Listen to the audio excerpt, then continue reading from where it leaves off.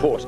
Essendon. And I guess, Dennis, in the end, that lack of height told against Collingwood. They missed Dacos, but ironically, Dacos would not have provided the height for them up forward. No, they've really got a problem kicking goals. In fact, both these sides do, I think, Bruce. It was a marvellous game of football, as I said at the outset.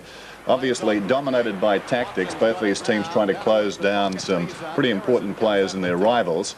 As we take a look at some of the action from yesterday, and certainly Monkhorst initially was a problem for them, dropping back deep in defence. Sure, a great game. He closed down Buick. Buick only 4 possessions for the afternoon.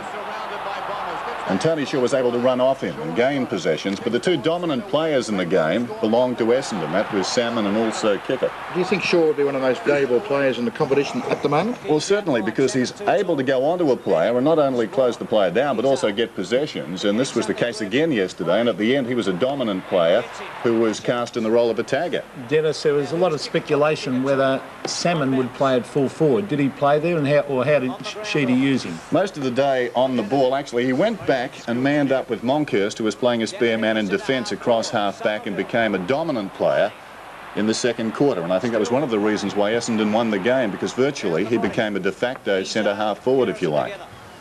Dennis, what would be the thinking of a coach, or is it only financial reasons that would allow a player of Kickett's undoubted talents leading the club?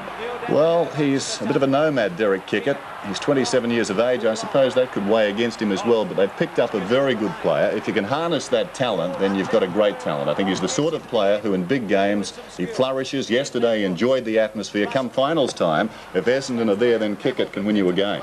Dennis, Simon Madden.